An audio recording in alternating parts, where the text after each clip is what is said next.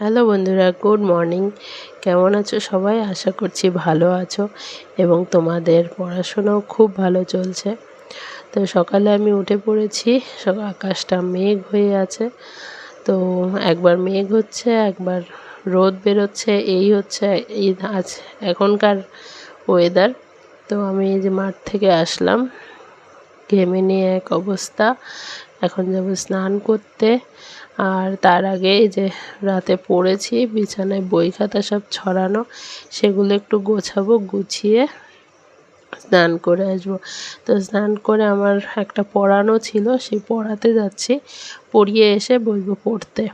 এই উইকের to do লিস্টে ছিল পদার্থবিদ্যা বা ফিজিক্স, ম্যাথ 50টা করে ডেইলি, জিআই 50টা করে daily, English practice, static GK daily একটা করে টপিক, কারেন্ট অ্যাফেয়ার রিভিশন আর প্র্যাকটিস সেট 4, 5, 6। তো এই উইকে আমার কিন্তু টু ডু লিস্ট কমপ্লিট হয়নি। তবুও আমি তার কারণটা বলছি একটু পরে। তবুও আমি কিন্তু নতুন টু ডু লিস্ট তৈরি করেছি। তোমাদের যাদের কমপ্লিট হয়ে গেছে তারা নতুন টু ডু লিস্ট থেকে, যারা আমার টু ডু লিস্টগুলো ফলো করো তারা নতুন টু ডু লিস্ট থেকে কাল থেকে পেয়ে যাবে। সেখান থেকে তোমাদের পড়াশোনা শুরু করবে।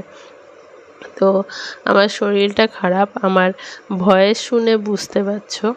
আমি লাস্ট 4 দিন থেকে একদম পড়াশোনা করতে পারিনি। ফার্স্টে 2-3 দিন যেটুকু পড়েছি, আর 3টের জায়গায় একটা প্র্যাকটিস সেট দিয়েছি, তার রেজাল্টটা আমি কমিউনিটিতে শেয়ার করেছিলাম এবং লাস্টের দিকে তোমাদের এই ভিডিওতেও দেখিয়ে দেব।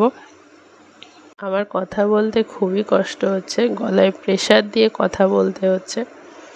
আর তো যাই হোক, আমি যেগুলো কমপ্লিট করেছি, যেটা কমপ্লিট করিনি এই উইকে চেষ্টা করব পুরোটা কভার করে নেওয়ার এবং এই উইকের টু ডু লিস্টটাও কমপ্লিট করে নেওয়ার। আর প্র্যাকটিস সেট আমি একটাই করেছি এই উইকে, সেজন্য নেক্সট উইক প্র্যাকটিস সেটটা বেশি বেশি করে দেওয়ার চেষ্টা করব। দেখা যাক কত দূর হয়। যদি পারি তো ভালোই হবে, কভার হয়ে যাবে, না হলে ডিউ পড়ে থাকবে। আর একবার ডিউ পড়ে গেলে সেইটা আর তোলা সম্ভব হয় না, এটা আমরা সবাই জানি। পড়াশোনার বিষয়ে তো আরও বেশি পসিবল হয় না। আমি স্ট্যাটিক জিকের নোট দিচ্ছিলাম তোমাদের, সেটাও আর কিছুদিন থেকে দিতে পারছি না। আবার কারেন্ট অ্যাফেয়ারেরও টাইম হয়ে গেল, কারেন্ট অ্যাফেয়ারও এই মাস শেষ হতে চললো, কারেন্ট অ্যাফেয়ারও শেয়ার করতে হবে তোমাদের সাথে। তো যাই হোক, তোমরা তোমাদের পড়াশোনা চালিয়ে যাও। আমি একটা জিনিস বুঝি না, আমি যখনই কোনো কিছু মানে পুরো দমে শুরু করতে যাই তখনই আমার শরীর আর দেয় না, সাথ দেয় না। এটা আমার কেন হচ্ছে, ইদানিং আরও বেশি হচ্ছে, কেন হচ্ছে জানি না। এর আগে চ্যালেঞ্জটা শুরু করলাম, আমার মাইগ্রেনের ব্যথাটা বেড়ে গেল। সে বাড়লো তো বাড়লো, কমছিলই না কিছুতেই। যাই হোক, গরমটা কমার সাথে সাথে সেটা কমলো যদিও। এইবার চ্যালেঞ্জটা শুরু করলাম, এইবার ভাবলাম যে যেগুলো খামতি আছে, যেগুলো পড়তে বাদ আছে, সেগুলো এইবার কমপ্লিট করে নেব। এই যে দেখো, শরীর খারাপ হয়ে পড়ে আছি। আর আমার একটু কিছু প্রবলেম হলে শরীরের মধ্যে যত প্রবলেম আছে সব জেগে ওঠে। আমার প্রবলেম বেশি কিছু নেই তাই বলে ভেবো না হাজার হাজার রোগ নিয়ে বসে আছি আমি, তেমনটা নয়। আমার মাইগ্রেনের সমস্যাটা আছে, যার জন্যই আমার চশমাটা ব্যবহার করা। তো মাইগ্রেনের সমস্যা হলে খুব কষ্ট হয়, এটা যাদের মাইগ্রেন আছে তারাই বলতে পারবে, তাছাড়া বাইরের কেউ বুঝবে না এটা। তাই আমি কারোর সাথে তেমন শেয়ারও করি না যে এর যন্ত্রণাটা কতটুকু। শুধু আমার বাড়ির লোকও জানে যে আমার মাথা ব্যথা আছে বা মাথা ব্যথা হয় মাঝে মাঝে, কিন্তু কী পরিমাণ হয় আর কতটা যে আমাকে সহ্য করতে হয় সেটা কেউ জানে না। তো যাই হোক, আমি রাতে এটা কভার করছি, কিন্তু বাইরে কুকুর ডাকছে, তো সেই সাউন্ড হয়তো তোমরা পাচ্ছ। তো এবারও আমার জ্বর, ঠান্ডা, সর্দি এগুলো লেগেছে। তার সাথে মাথা ব্যথাটাও শুরু হয়েছে। তবে এটা জ্বর ঠান্ডাটা কমে গেলে জানি কমে যাবে, মাথা ব্যথাটাও কমে যাবে। নেক্সট 4-5 দিনের মধ্যে মনে করছি যে পুরোপুরি সুস্থ হয়ে যাব। 4-5 দিন না, 2-3 দিনের মধ্যে ওষুধ খাচ্ছি আমি।